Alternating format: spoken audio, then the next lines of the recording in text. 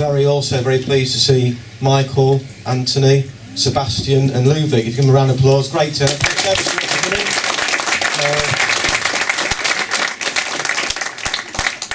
We've got quite a lot of conversations and topics later. Question for Ludvig. Good evening to you. How are you?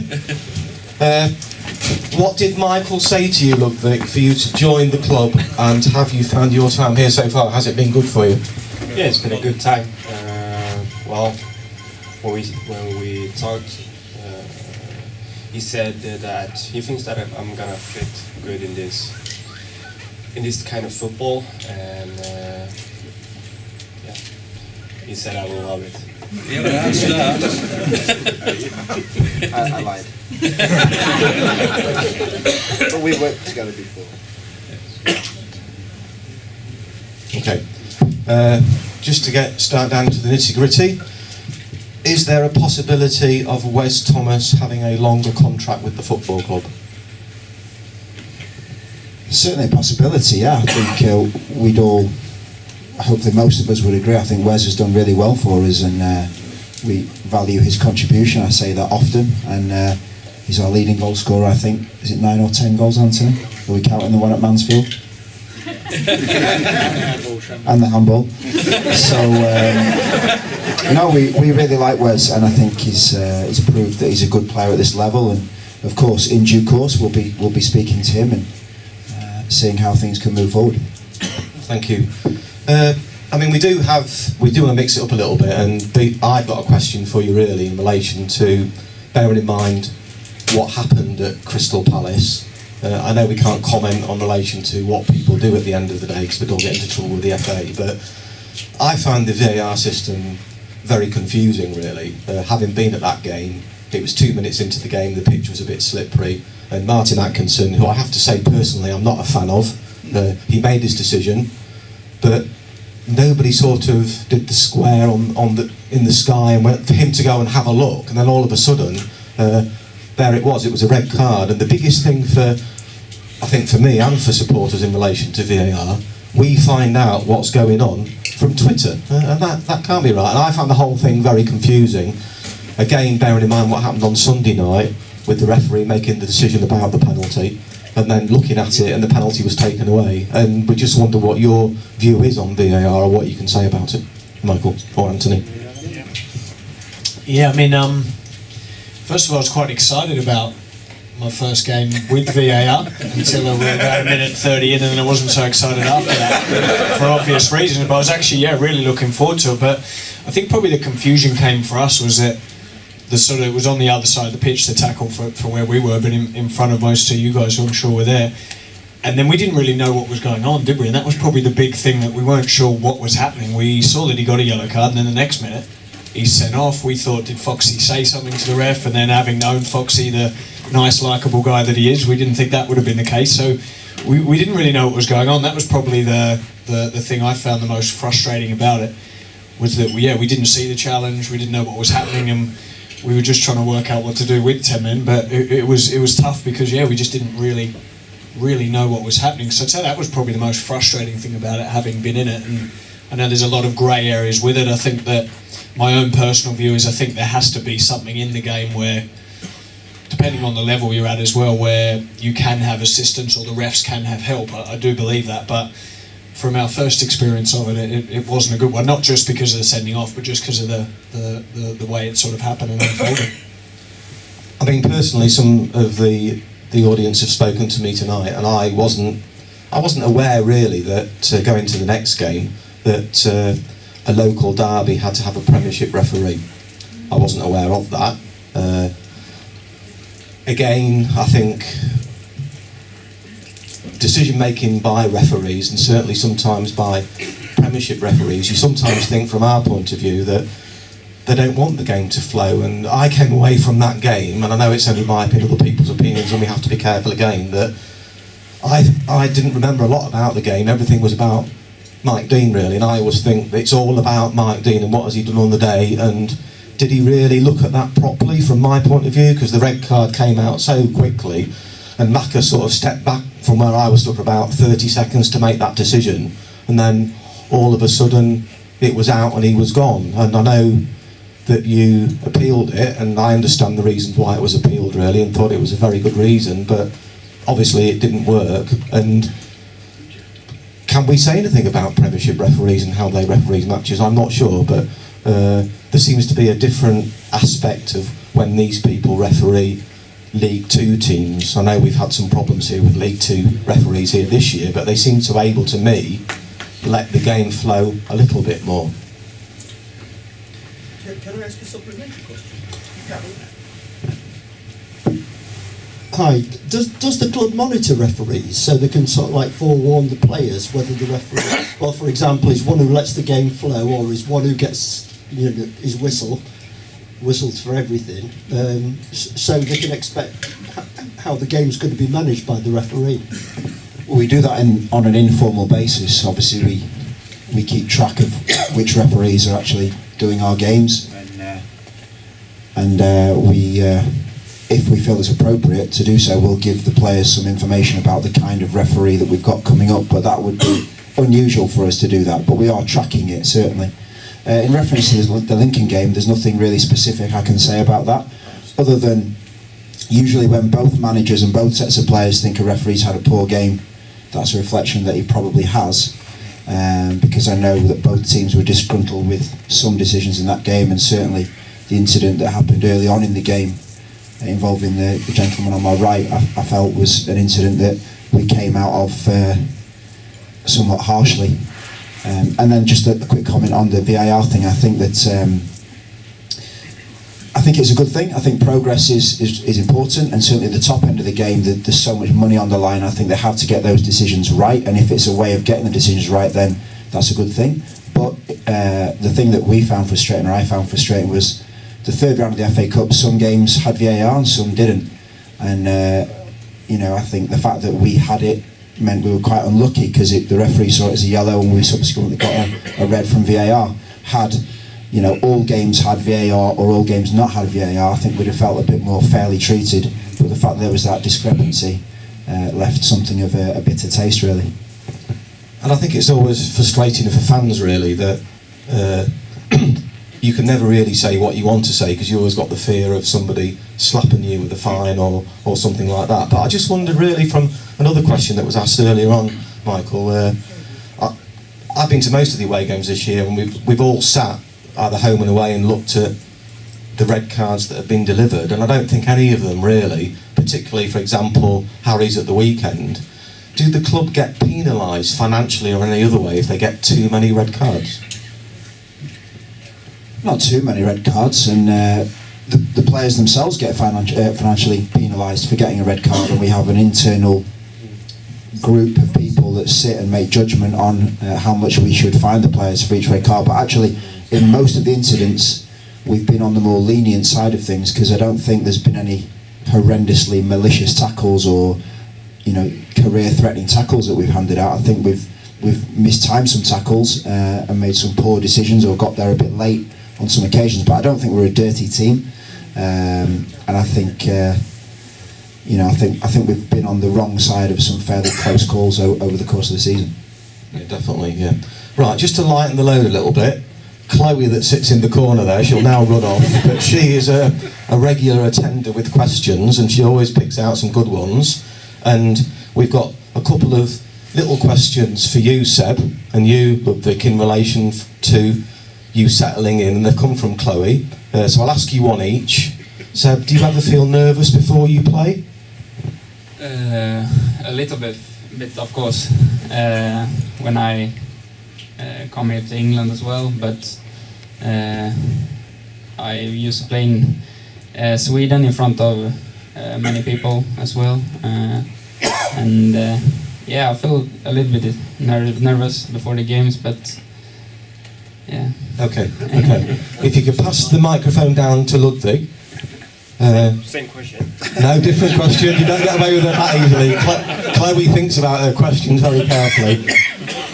Does this week particularly, and the cold weather, make you feel at home? Yeah, actually, I think it's pretty nice weather. You'd not like it to be like a few degrees lower, maybe? Well, This is okay. Okay. This is like spring for us.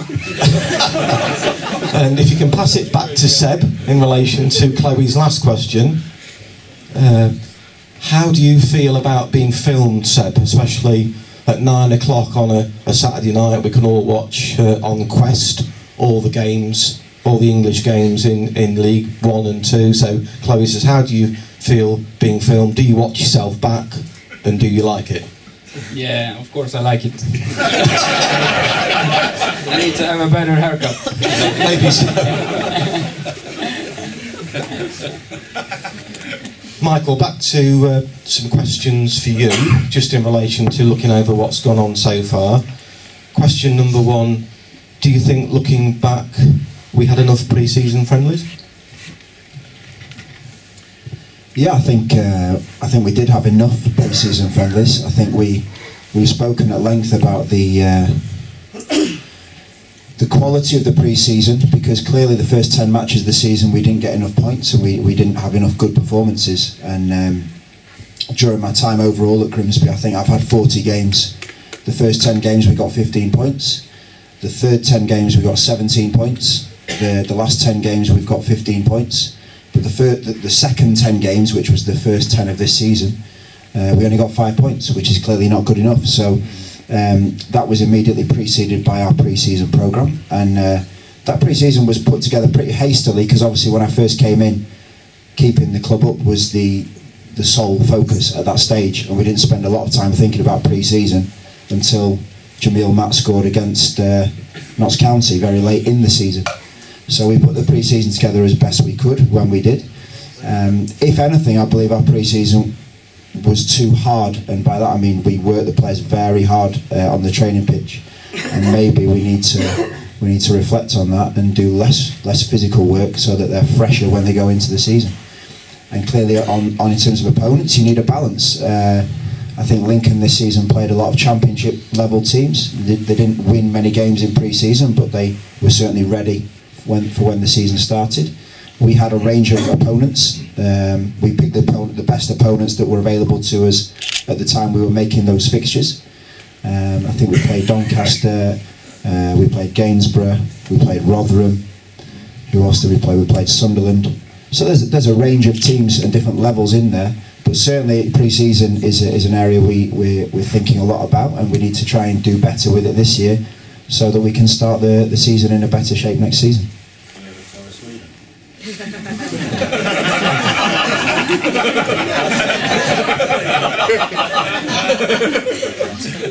Yeah, I know some good places. Well,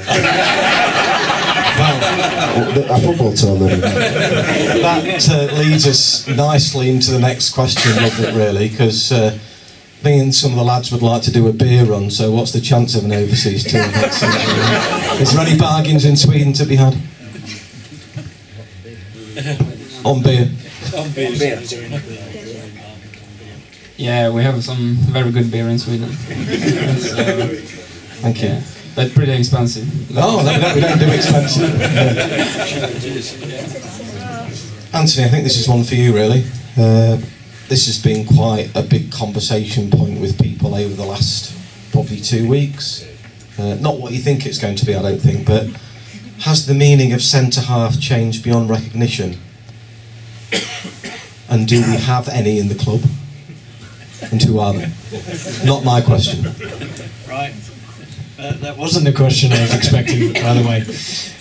Yeah, I mean, listen, in terms of centre-halves, I think we do have a few centre-halves. I know it was a bit of a tongue-in-cheek question probably as well, but I think that the important thing with the centre-halves, you have to get them to be able to do all facets of the game. So some of the centre-halves we've got are better at playing out from the back and good with the ball, others are better at heading it, and some are good 1v1 defending. So I think we've got a range of centre-halves. Unfortunately, I think this season we've had trouble getting a settled back four, and I think when we've had our periods of good form and our wins and the runs of unbeaten games, we've been able to settle on that back four. We have had a lot of injuries, unfortunately, a lot of suspensions and red cards in that back four, and it's been frustrating for us as well as probably you guys that we haven't been able to get that settled back four with a centre-half pairing or three at the back so far. So it's something that we want we want to move to going on for the rest of the season and try and find that the best centre halves to play and play regularly, because I think if you have that settled back four, it makes it easier for the whole team and obviously the goalkeeper with Maka as well. Okay, thank you. This is a question that Lee, the flagman, is desperate for me to ask you, and I've got to ask it because he's going to ask me for the reply tomorrow. But if we had another Ludvig and another Seb, would that be a flat pack four?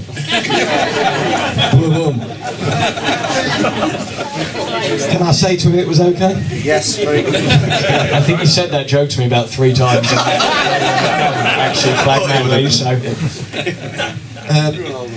Getting back to the more serious stuff then, where do you stand on the view that 4-4-2 is for dinosaurs, and is it, in your opinion, a formation that's easier to play against?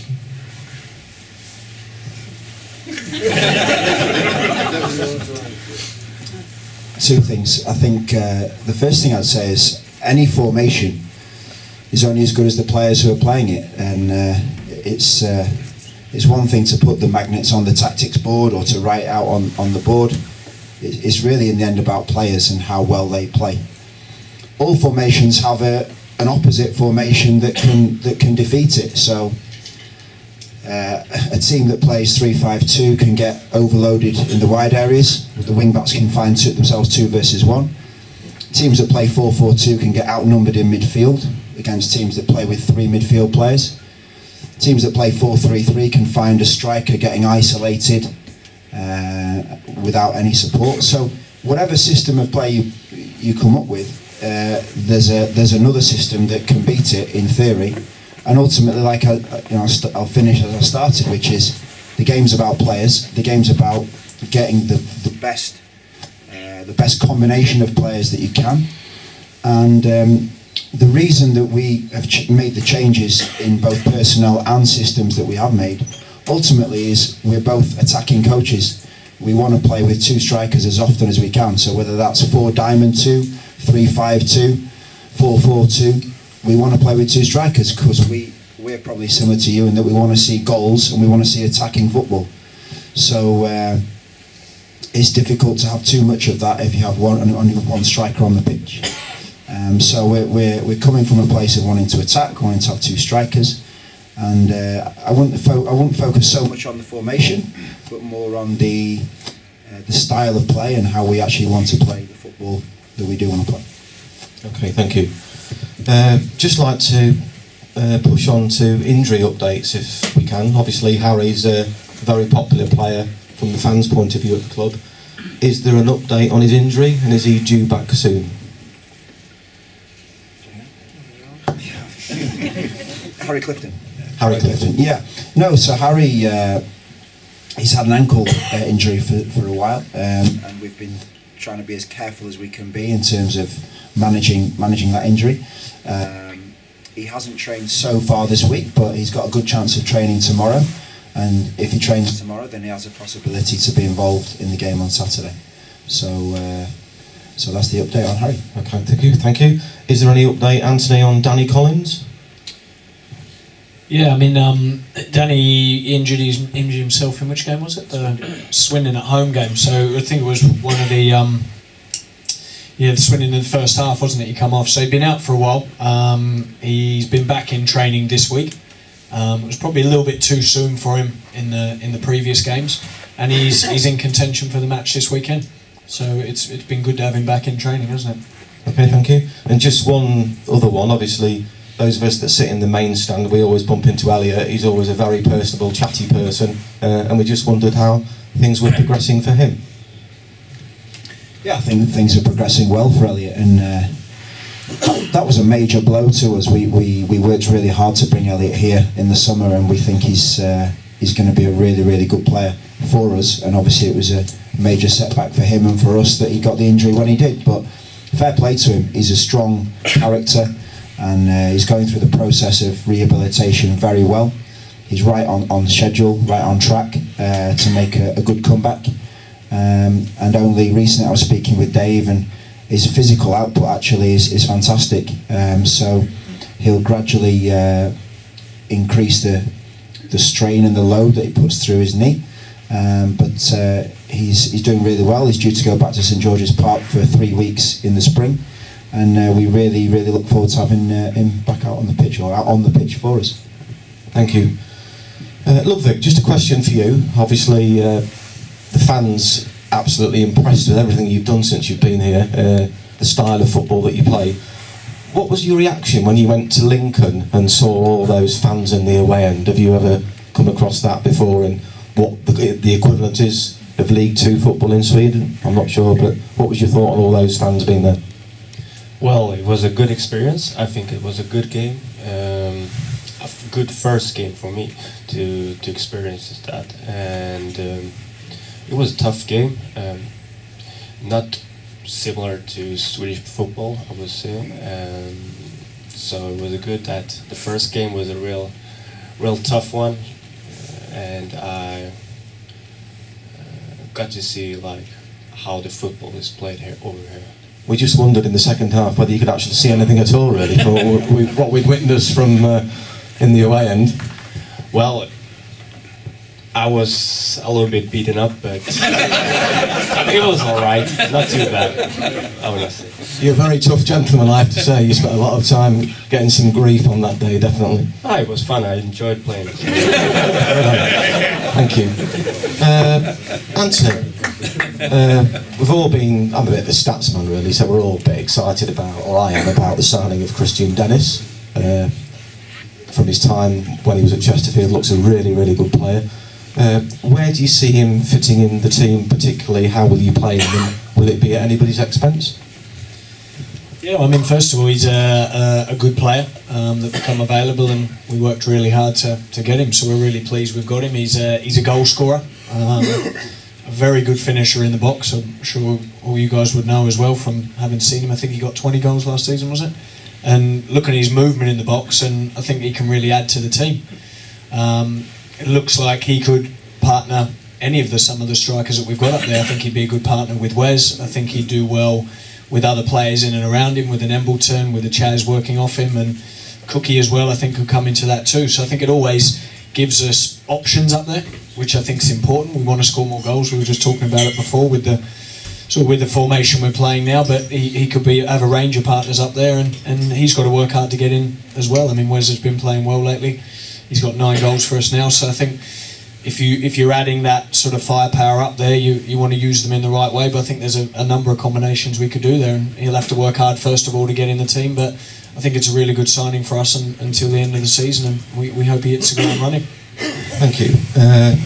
I don't think I'm on my own here with what I'm going to say, but there has been, I think, down to my opinion, but I think there's been some unfair criticism in relation to the person that recently left the club. I've got a lot of respect for Mitch Rose as a footballer, especially what he did last year for the football club. I personally was a little bit surprised to see him leave, although I think the general impression from the fans was that he wanted to play regular football. Was there any connection with the Mitch Rose deal and the Christian Dennis deal at all? No connection. They were two independent situations. So firstly on Christian, I think Anthony's right. I think we've got good competition in the attacking unit in our squad, and Christian certainly adds to that. So we're pleased to add Christian to our squad, and I think he can do well for us and help the team. Regarding Mitch, I agree with you. I think Mitch made a big contribution, and certainly in my time since March, I think he's stepped forward in really key moments for the team on numerous occasions, not just taking penalties, but also big performances in important and big games. So I have nothing but the highest respect and highest regard for Mitch. I've got a very close personal relationship with Mitch, and so it was sad for me to have to speak with him about the prospect of moving on, but this is football, and the situation came up with Notts County such that in the end it made sense for all parties. I think it was a good move for Mitch, and in the end we believe it will be a good move for us as a football club overall.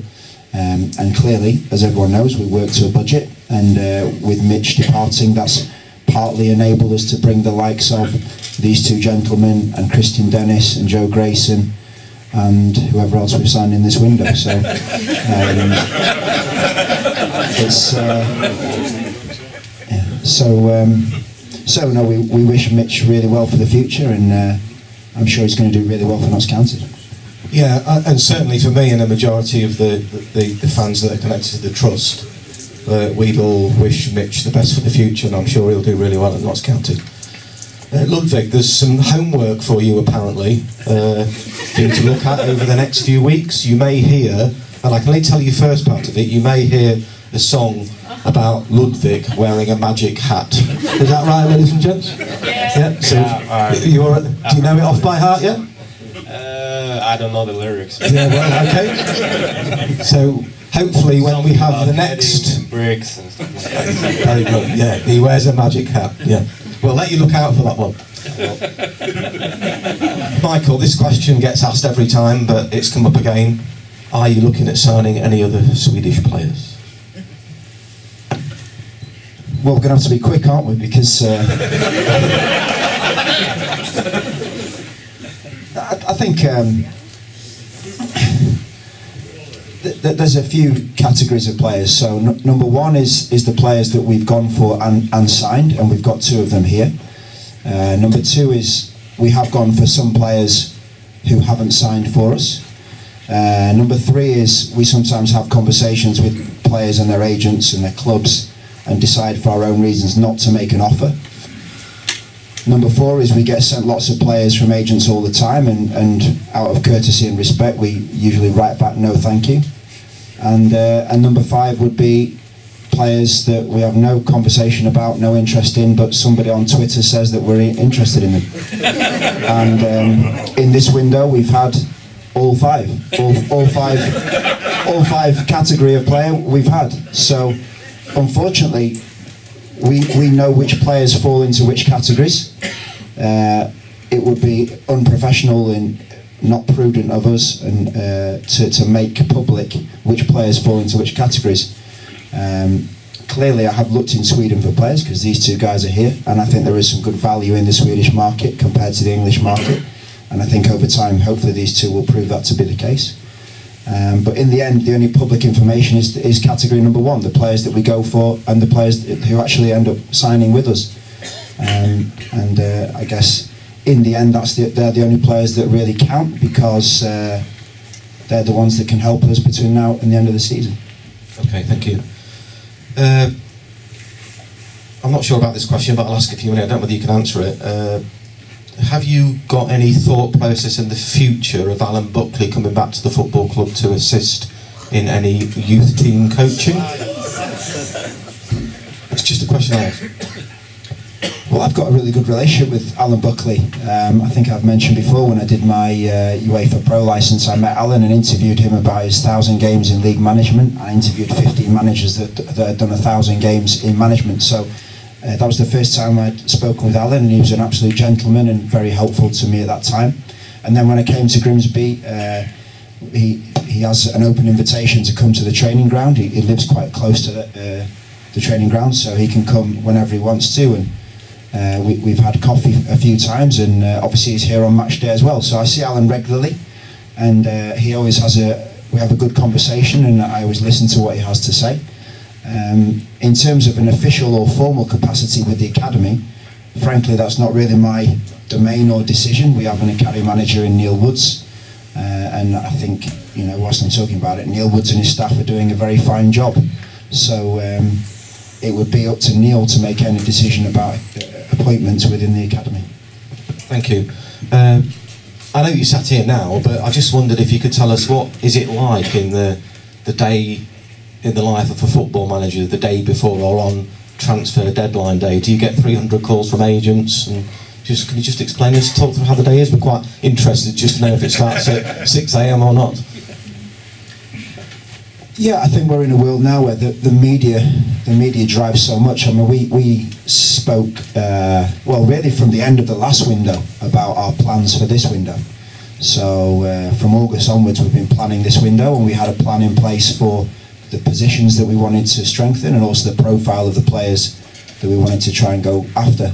So that work was done in the autumn, and we did a lot of business quite early in the window. I think within the first week we'd signed these 2 guys, and also we did the deals for Luke Hendry and Elliot Embleton, and that's the person we signed, Luke Hendry.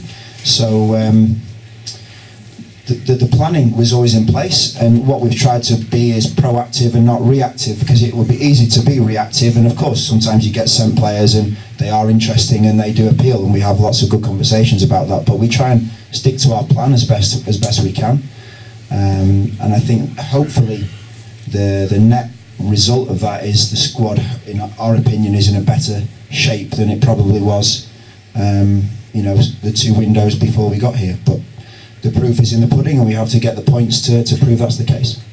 I don't know if you want to make any further comment, Anson.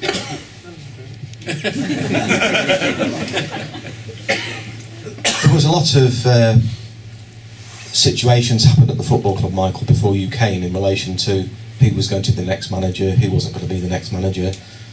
And obviously, somebody that was here recently at the home game was a prospective manager for Grimsby Town.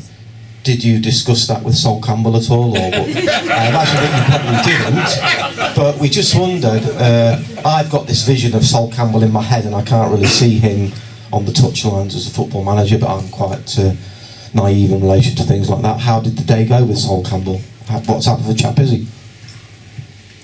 No, we found him to be an absolute gentleman. I think, a fair play to him. I think he's doing a fine job at Macclesfield Town. He's turned their fortunes around. They've closed the gap up to the other teams around them, and I think he's proving so far that he's doing the job extremely well. So, no, we found him to be, as most managers are after they win, in a good mood, and he was very, very gentlemanly with us, and we had a good discussion, as we do with every manager after every game, and we wished each other well for the remainder of the season.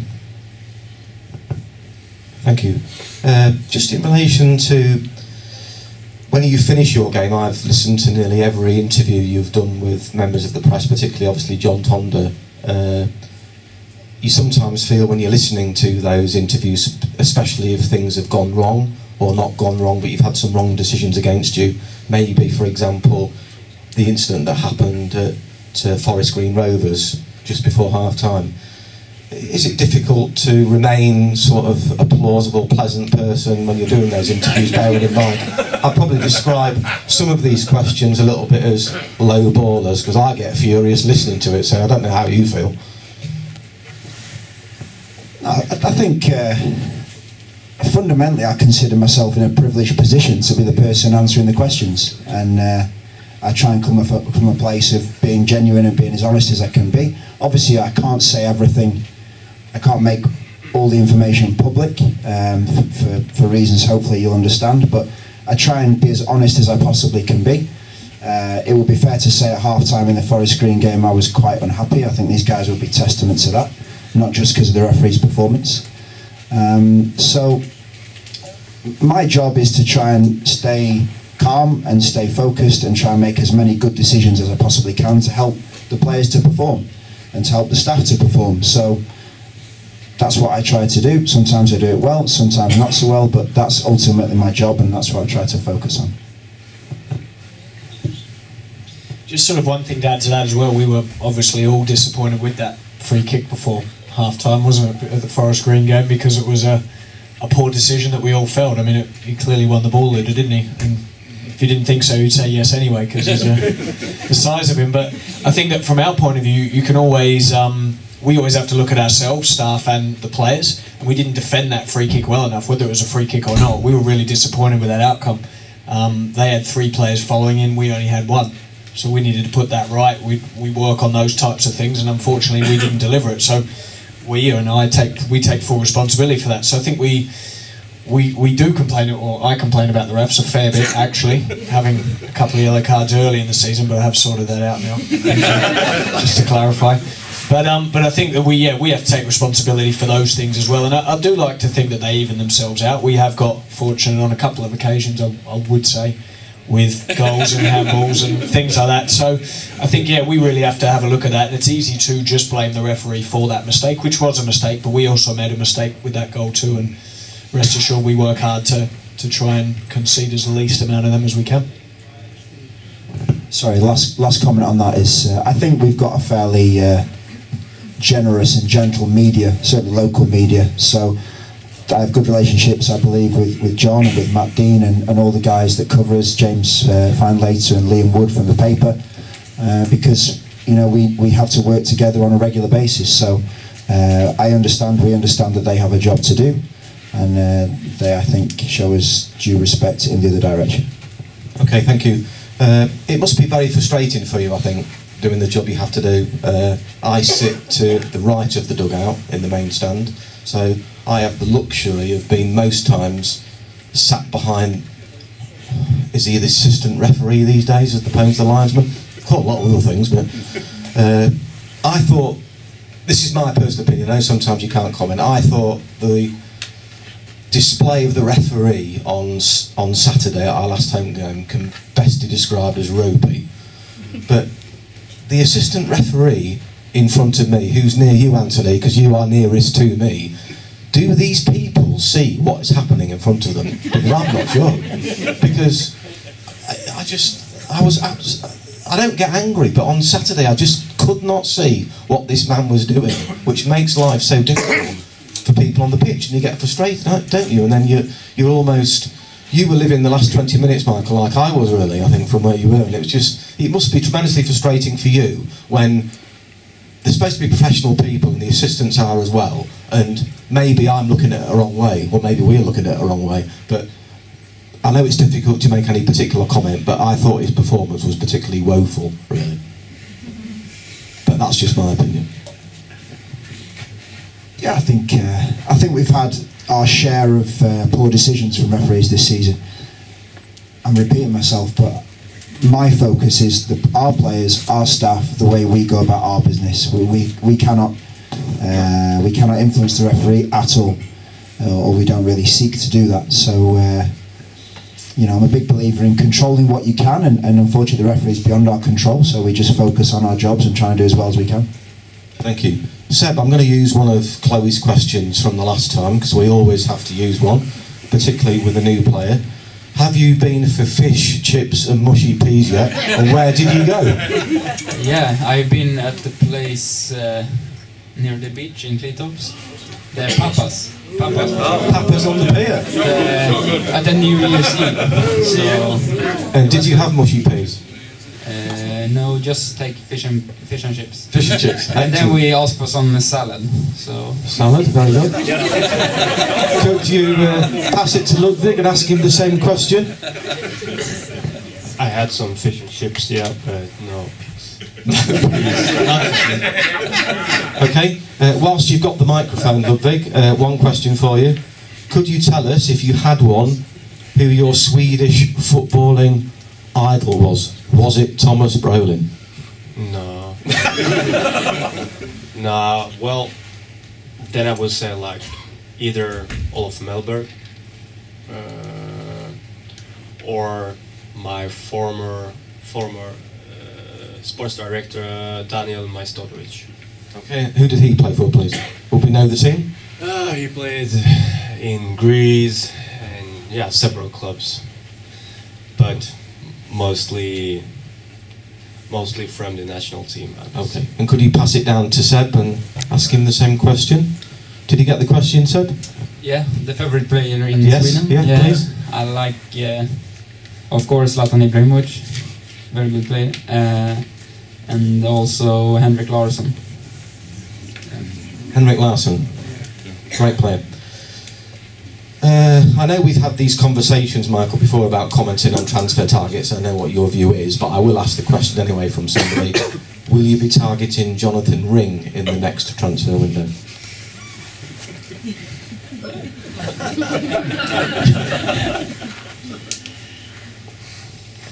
Yeah, I have a policy of not really speaking on specific names, so sorry to be boring, but it's really, the reason I do that is just really out of professional respect for the players, because who knows if any name that you give to me is actually interested in coming to Grimsby Town. So refer to my answer about the categories of players.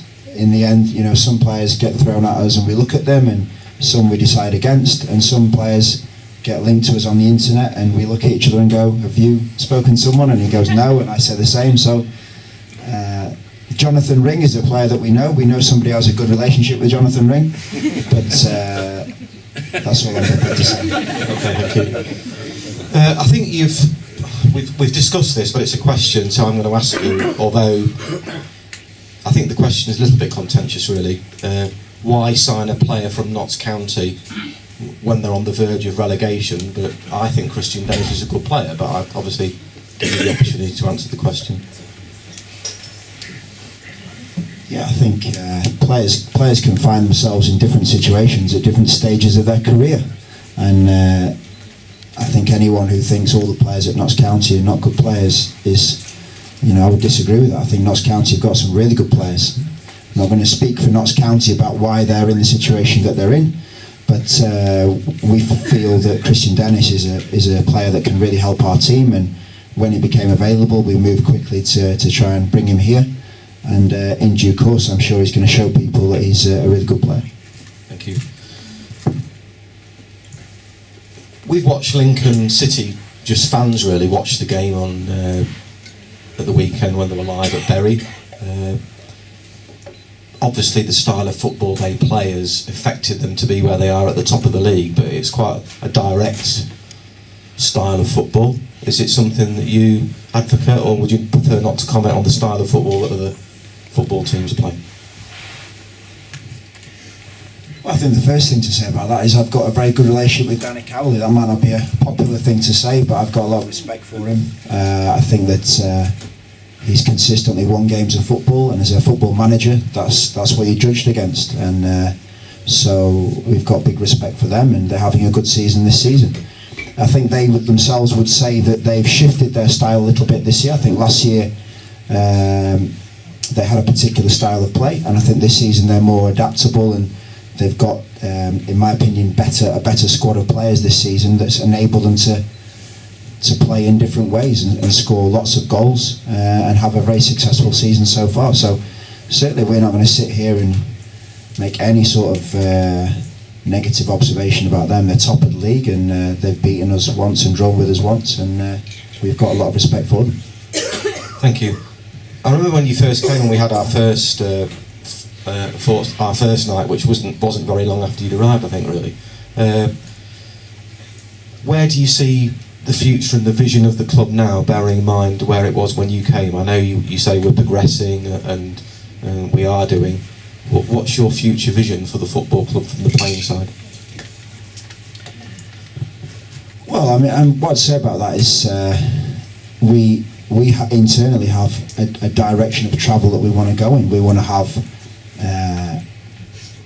an athletic, energetic team that plays attacking football and scores goals and wins games in this league and moves us towards the top half of the league and beyond in due course. So we're working towards that objective, and ultimately in the end, of course, we want to be successful. We're all ambitious people. We don't want to spend our whole careers in League Two. So we want to move Grimsby Town forward as best we can and as quickly as we can, like all our fans want us to do. The reality is that, last season Grimsby finished 18th. We had to win 4 of the last 5 games to do so. And we've looked at the statistics. Out of the last, I think, 14 or 15 years, Grimsby Town has finished in the top half of a Football League division once, when Russell Slade got the team into the playoffs. There's been 6 years in the National League, and every other season in the Football League the team has finished in the bottom half. So we have to break that cycle, and that's not a cycle that can be broken very quickly or easily, but we're putting in place all the work we're doing now with recruitment and with the football we're trying to introduce and develop. We believe that we can break that cycle and move Grimsby forward. Thank you. We've got an open night with Mr. Fenty on February the 19th. I think a lot of people sat in this room, bearing in mind the progression of the football club, would like to know what the future is for you and Anthony, getting tied down to a longer deal. Obviously you can't mention that, but we can put a good word in for you on February the 19th if you like. Is it something that you would like to see, or is it something that you can't comment on in relation to committing yourself to this football club? We've had so many occasions where we've had managers that we think are good and we've stalled a little bit and they've moved on, and we've had to sort of start again, and we all share this vision for the future with you and Anthony, and that's why we'd like to see it to be long term. Well, we really appreciate the generous comments that you've made. I think the only thing I can say about that is that's really something for the football club and the board to consider. So that's all I can really say about that. It's nice to see some of the younger players coming through, obviously like Harry Clifton and one or two others. Some of these defenders in League Two are enormous, aren't they? 6'9", 6'10", and you do have some sympathy with people like Harry Cardwell who run the socks off every game, but it is difficult for him because he's quite a light lad, isn't he? Do you encourage him, and how do you keep him going and progressing to sort of have his confidence to keep going in that arena? Yeah, I mean, it is a very physical league. There are a lot of big defenders out there. 6'9" probably is a good example of that. I think there are some big ones there. But yeah, I think people like Cardwell, we need to remember, and Harry is a development player. Do you know what I mean? He's a young player who we're happy that he's here for next season, but he needs work on different aspects of his game, and one of them would be, yeah, being able to use his physical attributes to more of his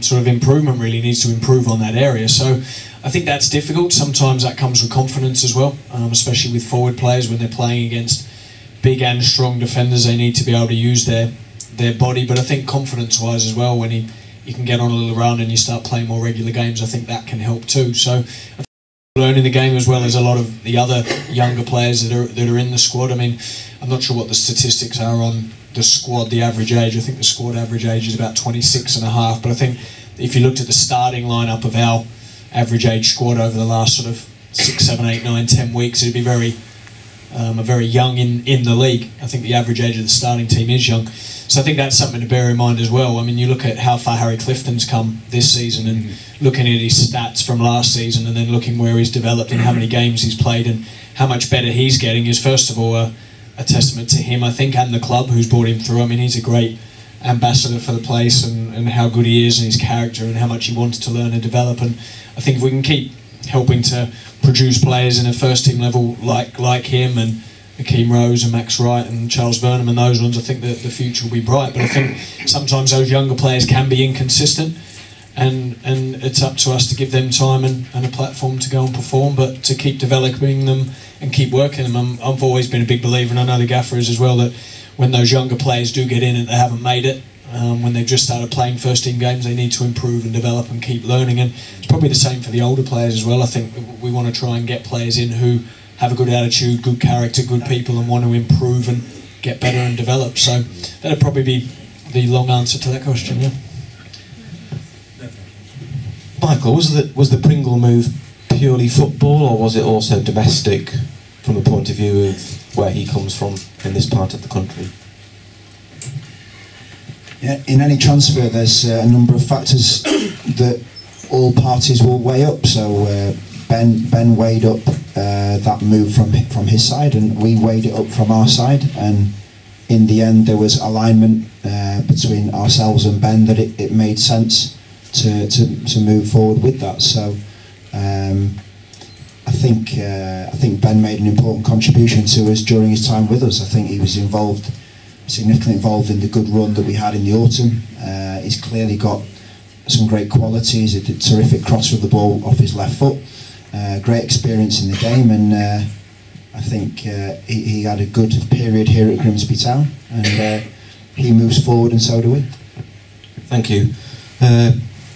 We just wondered if you could comment on the rumour squad, because obviously Macca's a very popular player here at the football club, very well integrated with the community, and there's many rumours going around about Macca to Sunderland for 1 million, 2 million, Elliot Embleton package, no package involving me. Can you comment anything on the future of Macca, or is he just contracted to the football club and that's it? I mean, two things on Macca. I think Macca's form this season has been absolutely outstanding, and you know, he's someone we have nothing but the highest regard for.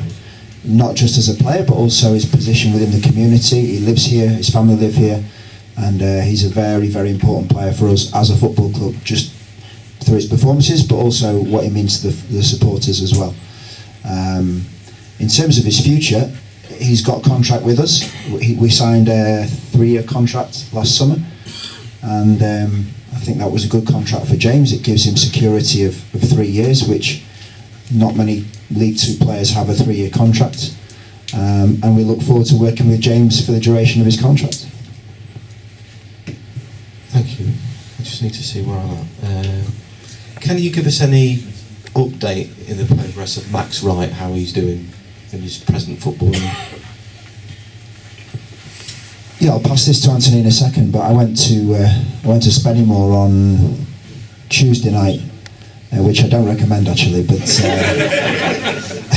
I saw Max play for Boston, and he's playing games there, and he's progressing well at that level, and we're very conscious that Max is another Grimsby boy and a good player, and somebody that is from our community, and therefore somebody that we're very keen to try and help to move forward. And Anthony works very closely in particular with Max as the sort of doubling up as the under-23 coach, if you like, and so I'll ask him for his specific comments in a moment, but we really like Max, and we want Max to do well, but of course in the end Max has to deliver a sufficient level of performance that makes us believe he's going to help the team moving forwards, the first team of course, so that's the situation with Max, but we're certainly monitoring him closely. So Anthony, tell us about your experience of all those people at Crystal Palace, because apart from 5,548, because the two people next to me didn't shout what they really thought about Andros Townsend, but the rest of us all did. How was your day? Yeah, I mean it was a great experience for us. I'd probably say as well the competitor in us is still disappointed we didn't come away with a draw. It was an amazing effort from the players. I thought they did the club, the fans, and the town proud, but we were still a little bit disappointed, weren't we? But we put it in perspective and said what we had achieved. I mean, I remember my feelings when I got the team sheet in that day and realised that there were a fair few good players playing. And then it was probably the main bit that stuck with me was we knew that there were a lot of fans coming. We knew there was about 5,500, and you go out and you do the warm-up, you set it up, you're quite focused on what you're doing, you're making sure the player's okay, you're checking in with them, you're doing your bits, and you want to get them prepared for the game. And you see where the away fans were on that far side where they were at the start, and then you sort of get into your job and you do your bits, and then when we finish with the little sprints, we always try and we say to the players, make sure you turn around and clap the fans, whether it's Forest Green away or Crystal Palace away. And when we turned around to hear the noise of the fans, I mean, it felt like there were 50,000 fans there. I'd never heard a noise that loud with that amount of people. Does that make sense? It was unbelievable support, and gave us all, and I know the players as well, gave them such a lift to know that we were supported and supported so much. And it was amazing. It was something I'll never forget. It just felt like so many more people there than what there actually was, if that makes sense. And it just couldn't, even when Crystal Palace scored, the noise from the fans that were there, it was unbelievable, just still supporting us. So we were very grateful for that, and sort of just wanted to say thank you, if that was all right. Yeah, it was a great day. I think one of the most amazing experiences for me was, and I've been involved in football a long time, supporting and working, but we all rolled up at Peterborough Services about the same time. So there was numerous coaches, and all these fans were there, and everyone was eating, and there was probably about 60 or 70 people that were just sat there that weren't anything to do with football,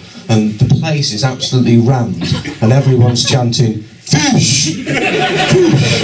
All these people looking around saying, what on earth is going on? It was absolutely a fantastic experience. But it was a great day out, and we really do feel we should have had a draw, come back here, beaten Tottenham. I don't know where we'd be by then, but... Michael, who's the fastest player at the football club? Akeem Rose, probably. It would be close, but I would say Akeem Rose probably. Who's the worst dressed player at the football club? Well, I know the best dressed are these two guys. Yeah, the first time actually, Seb came over to visit in December, and him and his agent were standing on the touchline of the training ground, and some of the players came in and said, "Are these two models you brought in, Gaffer? Who are these two guys standing around with the long coats and the expensive trainer?" But we're stressed. Listen, I can't say that. It's not fair. The worst dressed staff member is definitely Dave Moore. Because he always wears shorts, even in the cold. If we take you back to the beginning of the season, Michael, with your league ambitions and the goals that you had then, have they changed? And if so, how have they changed?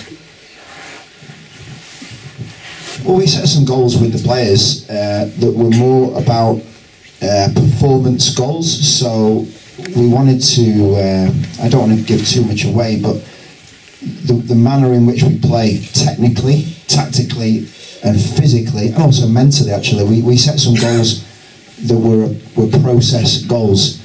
So let me give you one example. We want to, because we want to be a mentally resilient team, we had a target for the number of comeback wins we wanted to have. We had a target for the number of goals we wanted to score from the 80th minute onwards.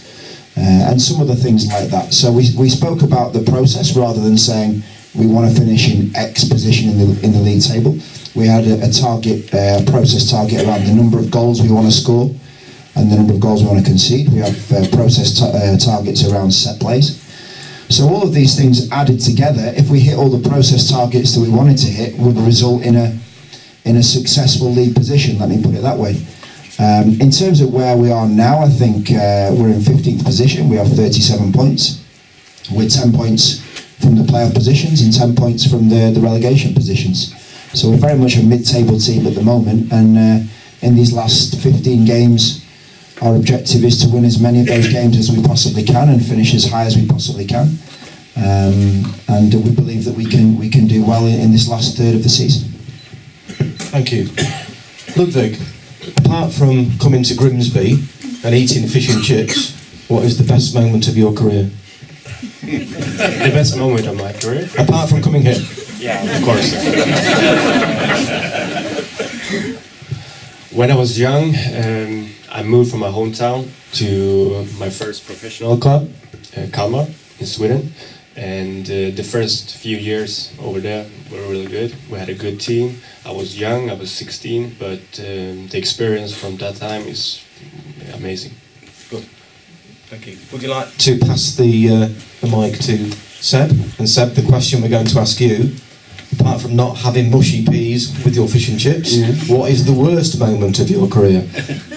The worst moment, maybe it was my season back home in Sweden in Örebro that I played before. When I play pretty much in the pre-season, then the season I don't play a game, so it was like 6 years ago, I think. So that was the worst season in my career. So. Thank you. Michael, this comes up every time we have this forum, but it's here again. Are you happy with your budget? Do you mean the one that Mrs. Jolley gives me? For the groceries. What can I say about this? I think, look, we don't have the biggest budget in League Two, but nor do we have the smallest. And that's the first thing to say. I think we have a good idea from speaking to other people at other clubs where we rank in terms of our budget. I think historically teams have shown that it's not always how big your budget is, it's how well you use the budget, and Accrington are probably the best example of that, to outperform and win the league with arguably one of the lowest budgets. So our job as a management team and as a playing squad is to get the most we can out of the resources available to us. That's the remit for the manager and for the team. And the final thing I'd say on it is we tried to do something in this transfer window which would have been significant for the football club. We really tried, and by that I mean that the board came together and made a big commitment to attempt to do something. And unfortunately we didn't quite make it happen. but it was a big undertaking by the board, and I sincerely appreciate it as the manager, and it showed to me and to Anthony that they're ambitious for the football club and they really want to help us and try to move the football club forward. So so that answers your question, hopefully. It does, thank you. Anthony, how did your time as Woking manager influence your time here as assistant manager at this football club?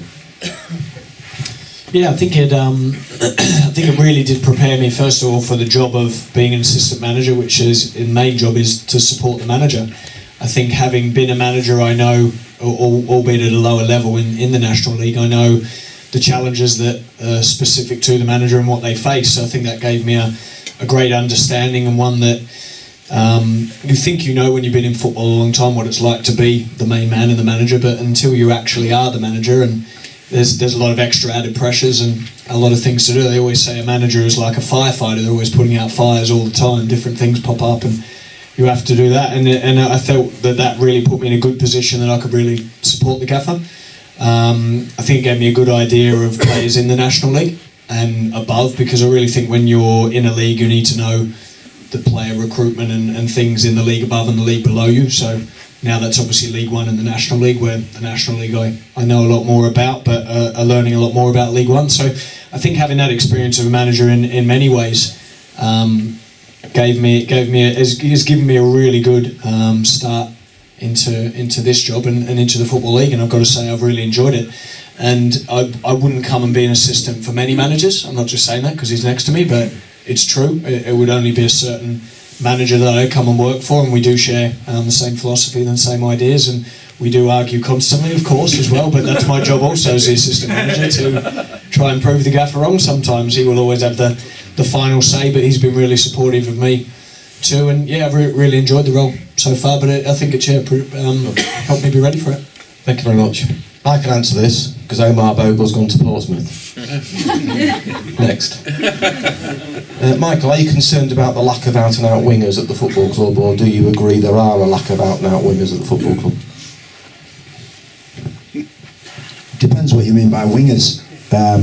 If the purpose of a winger is to play in a wide position and put crosses into the box, then we have numerous players within our squad that are able to do that. So actually one of the focuses of our work at the moment is to enhance our wide attacking play, and we've signed a player in Christian Dennis who, like the other strikers we have at the club, will do well if there's service into the box and crosses into the box. We know that, we wouldn't have brought him here otherwise. So him and the other strikers will expect of the other players and of us as staff to create goal scoring chances for them, and we believe that we will do so in these last 16 games. Thank you. We obviously have a good mix of senior players and more junior players. Would you hope to keep John Walsh and Danny Collins beyond the end of the season to give that sort of professional senior role throughout the club as long as you possibly can? Not necessarily in a playing role all the time? Well, those are two different situations. John Welsh has a contract through next season. Danny Collins has a contract until the summer. I haven't spoken with either player about their situation beyond the facts that I've just given you. But what I will say is in both cases they're first-class professionals. They are both good players still, but also bring great experience to the dressing room and a very good influence on the younger players that we have. You know, they're two important members of our changing room, and we value them both highly. Thank you. Have you considered starting the next game with 10 men?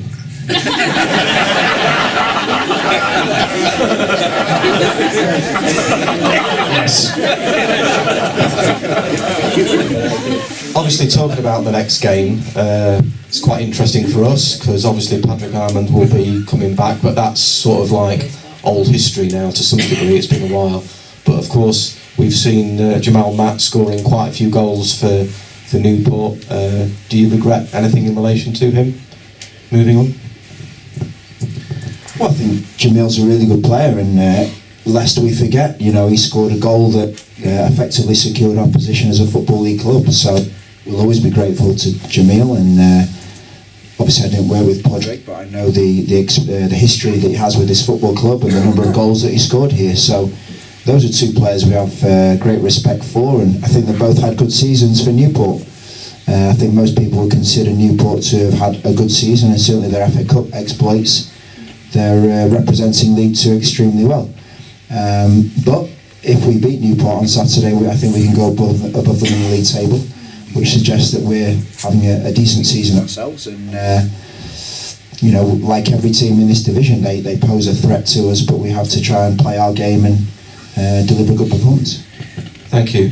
The gentleman behind me has two areas of frustration. I don't think the cream's worked. But number one, kick-off. Can we not play the ball forward instead of knocking it back to Maka for a big boot forward? That's the first question.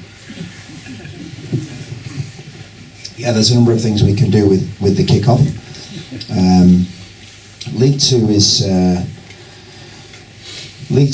a very territory-based level of football, and by that I mean the momentum of the game is often dictated by where the game is taking place. So some of the teams in the top six are very effective at establishing territory, building momentum, building pressure, earning set plays in the final third, and scoring goals through that method of play. And it's prudent early in the game to establish some territory, which is the reason why we play a diagonal ball from the goalkeeper off the kick-off. The risk, of course, especially on some of the surfaces that we play on, if you make a square pass or a backwards pass with the first 5 seconds of the match, the players are still getting used to the pitch, to the surface. If there's a turnover from pressure that will inevitably come from the other team, then you can find yourselves defending and on the back foot literally in the first 10 seconds of the match, which from a game feel perspective is not how you want to start the game. The second part of the question was, can we please leave a player up for opposition corners? Well, I don't know how long the person who asked the question has spent studying corners, but myself and Anthony have spent a good length of time, period of time, looking at the statistics on set plays, not just corners, and the effectiveness of different strategies within that. And our choice is to defend corners with all 11 players. All 11 players have a defensive responsibility on corners, but of course some of the players also have a counter-attacking responsibility. So if we do win the ball, or we're able to secure the ball from their corner, then we have certain players that have a counter-attacking intent from our defending corners. Statistically, the best way of defending corners is to use all 11 players in defensive roles, and that's what we choose to do. But of course, it's football, and not everybody will agree with that, and we understand that. I suppose you've been waiting for this one really, but this is a question in relation to three centre halves. Are we going to continue with three centre halves, as the author of the note thinks we have been better with the back four? I think I answered this in the first half really. Whatever system of play you choose to adopt, there's a equal and opposite system of play that can defeat it. So sometimes this season we've played with three centre backs, sometimes we've played with four in the back line. What people should be assured by is every decision we make actually is because we want to play attacking football. So without getting too specific about it, if you play with a back four, usually your two centre-backs stay behind the ball, and usually one full-back stays behind the ball, which means that you've got three players effectively not contributing to the attack. When you play with three in the back line, then potentially one of those three can join the attack, leaving just two back behind the ball. So you can attack with 8 and defend with 2, rather than attacking with 7 and defending with 3. But of course, in the end, like I said before, it's about how well the players deliver it, and it's game effectiveness. And listen, Man City could come here and play us, and they could play 8-2-0 or 4-3-3 or 3-5-2, and they would probably beat us whatever shape they played. So in my opinion, the game's not about systems of play, it's about the players you've got and how well they perform. Thank you. Is that your similar view in relation to 2 strikers as opposed to 1? It just depends the day and the opposition, etc. Well, I'm repeating myself, but we want to score goals. You know, most of the supporters that I do speak to, they say Grimsby Town traditionally has played attacking football and possession-based football, and they want to see us attack and score goals. So, apart from winning games, that is our mandate. We want to produce attacking football, and you might think that playing with 3 defenders is somehow negative, but the way that we want to play, hopefully in due course you'll see that actually we're coming from a place where we want to attack and we want to score goals, we want to put crosses in the box, and if we can have 2 strikers on the field, we'd like to do so. Like I said before, if you play with 2 strikers, usually you have to lose something elsewhere, and we don't like to play with 1 less player in midfield because we like to not be outnumbered in midfield. So that's the reason why we do what we do. Thank you. A couple of Anorak questions. Have you changed the team coach? From Anvale to something new? Is it big and black now? Or has it been big and black all season? I believe the contract was changed in the summer. That had nothing to do with me. I think that was a football club decision. So other people at the football club made that call, and we've had the same coach throughout the whole of this season.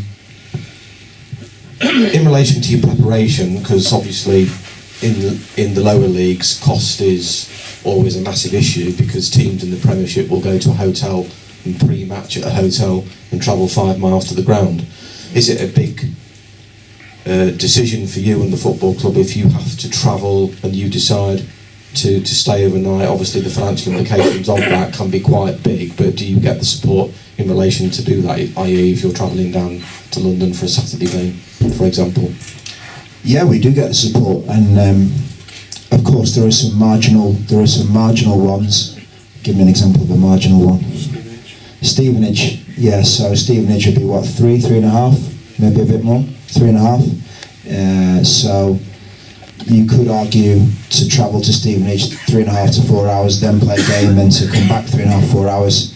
You know, how conducive is that to performance? But the bottom line is the club have been very supportive and have supported us whenever and wherever possible in terms of making the preparation as good as possible. So it's not always perfect, but we're a League 2 football club and we wouldn't expect it to be perfect. We think that we get a lot of support and we appreciate that. And the add-on to that was obviously basically we're out the away end at 10 to 5, nip to the car park and we're up the motorway. What generally is the time span for you to leave if you finish the game and you're at Stevenage and you've got all your stuff to do? What time do you get back on the coach and what time do you generally get back to Grimsby? Because people don't even think about that really. Yeah, quite late normally if it's those games. Yeah, I mean there's a lot that goes on afterwards. I mean after we come in from the game, the gaffer and myself will have a chat with the players. We normally debrief the game straight away.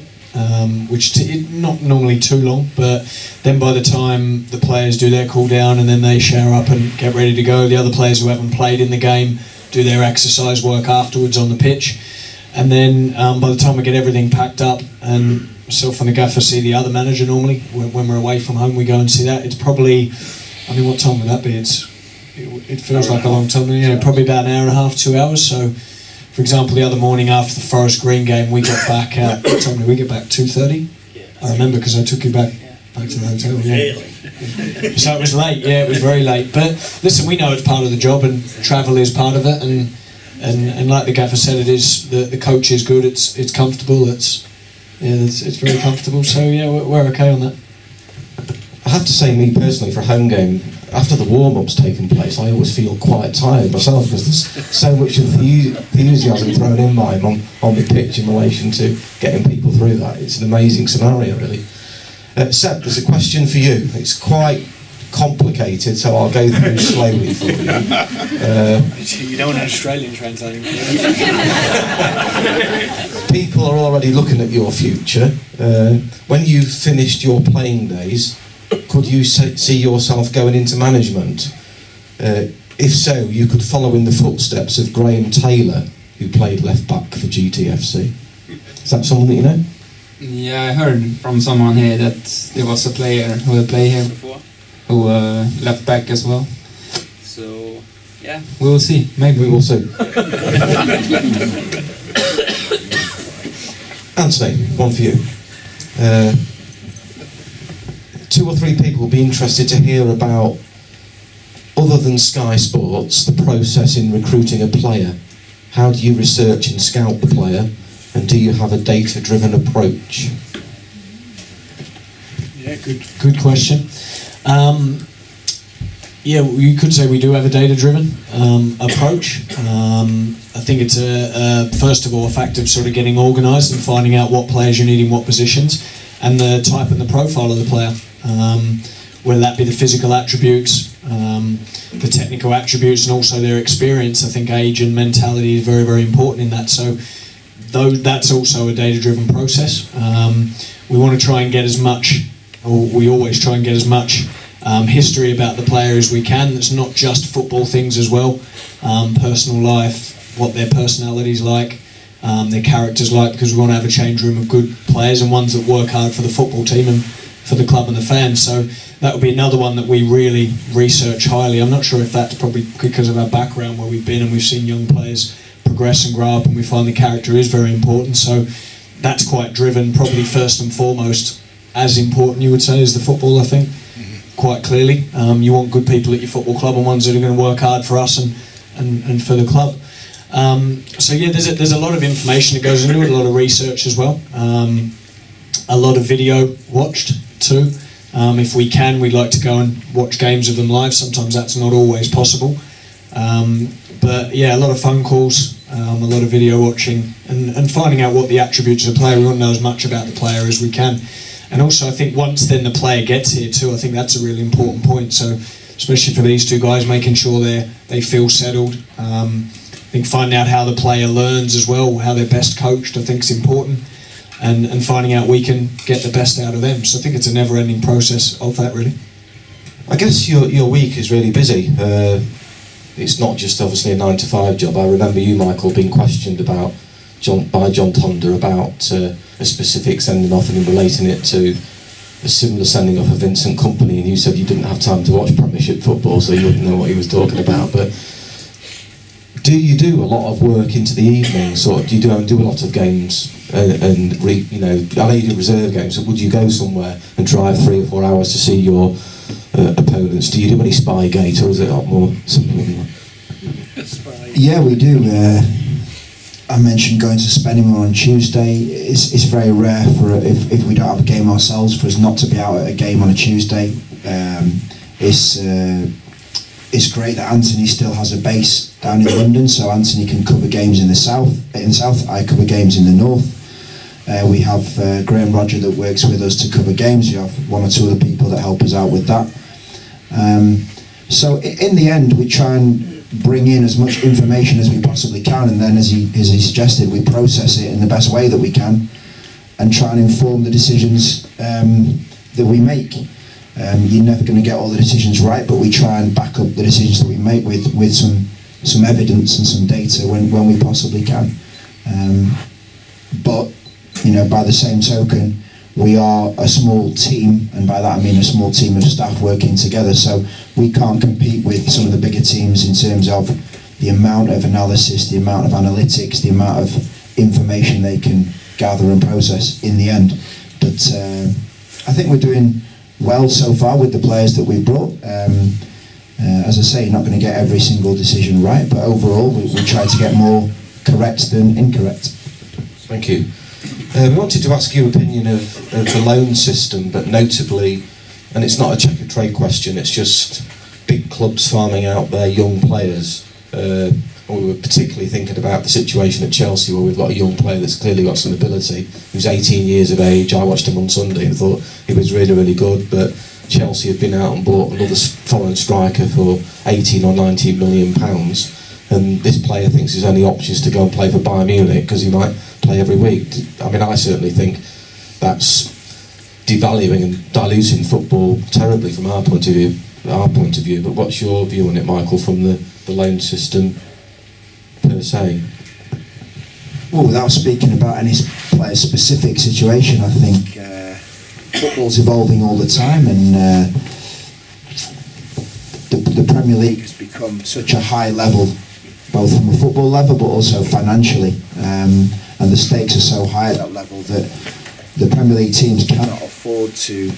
It's difficult for the Premier League teams to blood younger players, and we've seen it from both sides at Southampton and Burnley and West Ham. We've seen the challenge that young players have, really good, talented young players have, of getting into first teams in the Premier League, and it's almost an impossible task. And some do it, but very few do it. And yet, the flip side of that is when we have conversations about players now, in terms of bringing them to League Two to play for Grimsby, we would place a higher value on somebody that played maybe 25 games in the National League or in League Two and has that experience, probably a higher value on that than maybe 50 games in Premier League 2, which is the under-23 league in the league for under-23 players. So there's a lack of a clear pathway for young English players, and it's a real challenge. The loan system, that's what you asked me about. I think it would be better for us to be able to make loans outside the window. I think the window is somewhat restrictive to us and also to the clubs that are trying to loan the players. So that might be something to think about moving forward.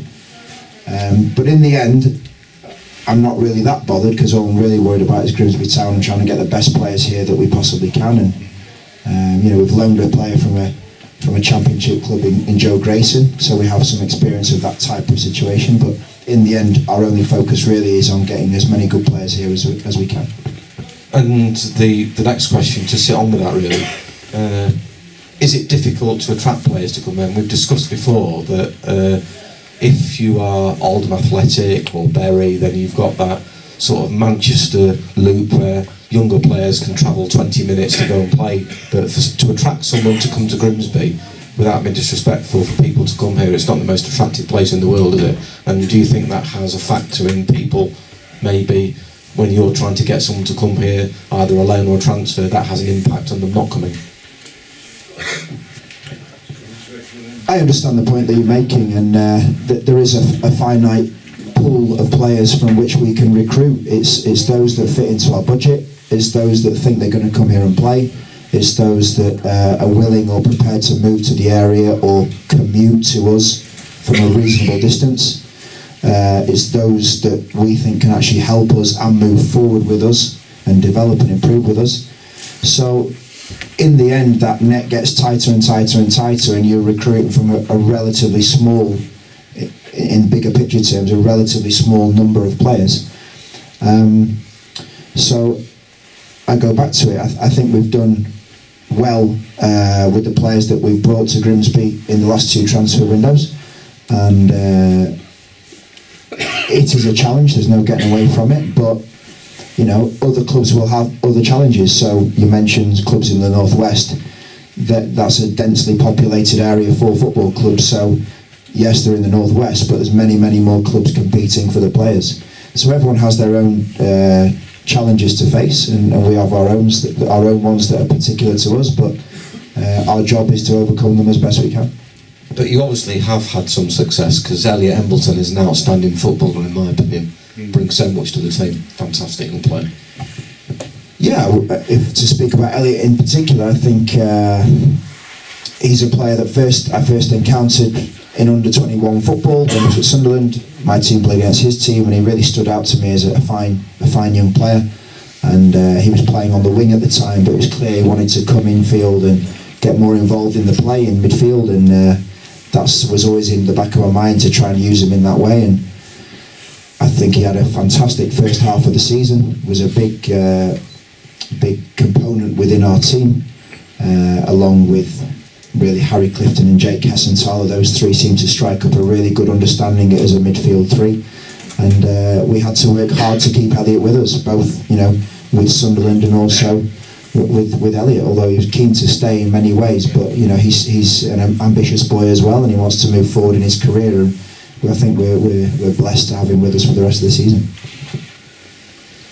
I think you've touched on this in relation to Graham Rodger, but I'll ask you anyway. Do we have a scouting system, paid or unpaid, or is it just through contracts? But my understanding was that Graham Roger does some scouting for the football club, would I be correct?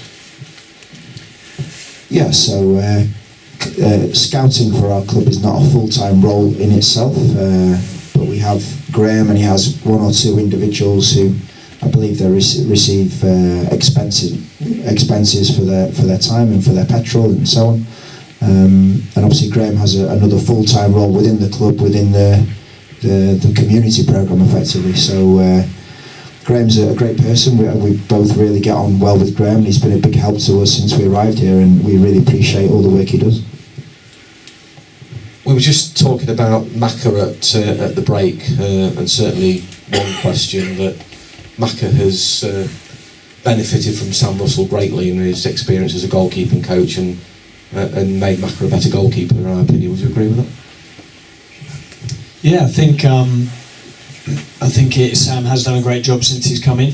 He's obviously had a good playing career, got Forest Green promoted through the National League, and I think they share a lot of similar things in the way they play. Although they're different goalkeepers, I think they've really struck up a good relationship, a good coach to player relationship, but also player to player relationship too. And it's great for us as a staff member having someone like Sam in and around us who's also in the group as well. So I think he can get a feel for the group and see what they're like, and then feed that back to us. And I think the work that he's done with Macca is great. I think because Macca, we'd all agree, is having a great season, and I think it's Macca as well driving himself forward. He's very ambitious and really tests himself in the sessions, and I've really enjoyed working with him so far, and he's great with the defenders, the back four. We talk a lot about the shape and the team, and he has a good input in that, so he's been great, and I think it's a testament to Macca also, but also to Sam and the good work he's done.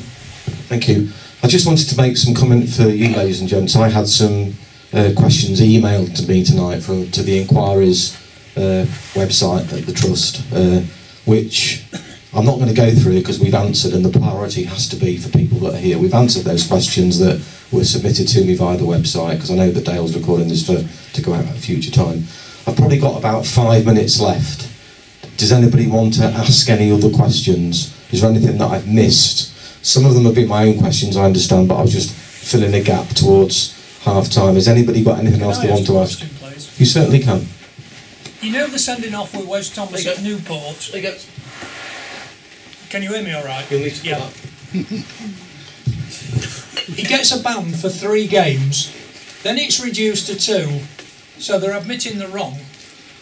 Where do we stand with it? He was at the game, he said it was never a sending off when he was there, it was a joke.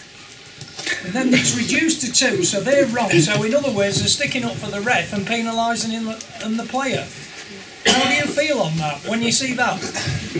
Answers in the postcode. No, I think remembering back to that situation, it was a really, really frustrating one, because at that time we were really working hard to get Wes fit and into the team. He came to us quite late in the window, and we'd been playing with Jordan Cook as a lone striker, which is not really Jordan's position. And although he'd actually done well, he scored 2 in the first 4 games, but we were keen to try and get Wes more involved, and we were building him up slowly with a view to getting him in the team. Then of course he gets three games that became 2, as you suggest. How did we feel? Really frustrated, and It was never a sending off. no.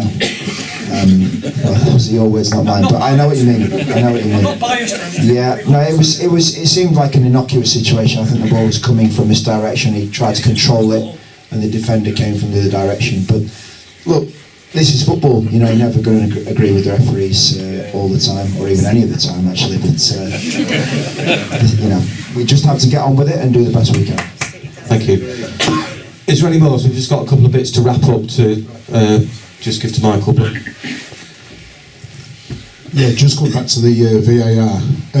Did the FA take any time to explain the procedures and protocols to you, the management, before the game, how it would work? Ludvig's not impressed by your question.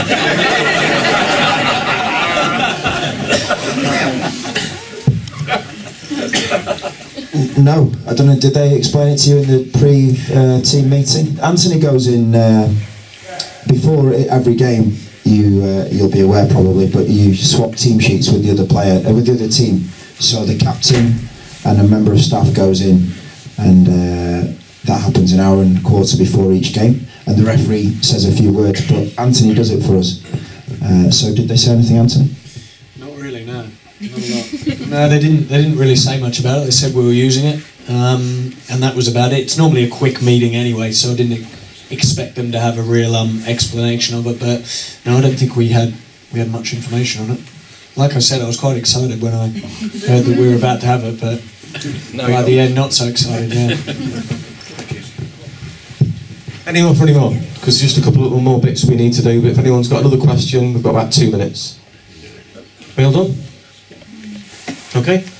Right. He's gone to the loo, hasn't he, Ludvig?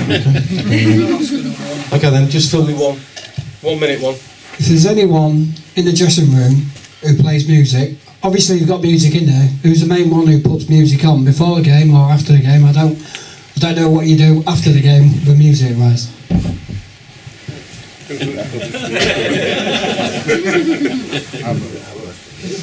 think Russell Johnson is involved in the music. Does Whitmore do a bit? He's done a bit and then been kicked off, I think.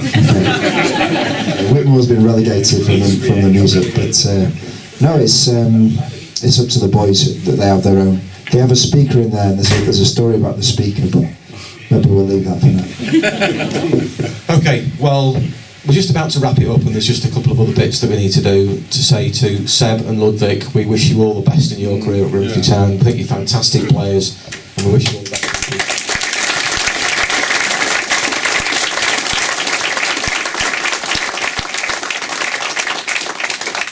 I think this is a really important bit really now for the trust and the fans, that the relationship between the football club, and particularly yourselves and the players, has probably never been better really. And what I'd like to thank you for was something that Christine was involved in before Christmas, when she was involved with the football club in relation to the children's party, and you all came and brought all the players, and then went all to the disabled party as well. And it's just one small thing that's so important, because Christine's trying to push the juniors on, and you all know, Michael, the juniors are really important. And there was one young girl that was there who brought her football boots with her. She was 7 years old, and Macca signed her boots, and she said she'll remember that for the rest of her life. And it's so important, and I personally, and everybody does, really appreciate the community work that you do. It's really important, and it just makes the club such a lot better place, and we thank you very much. I think this has been a hugely successful night, and we thank you all very much for coming and giving your time up. Thanks very much, gents.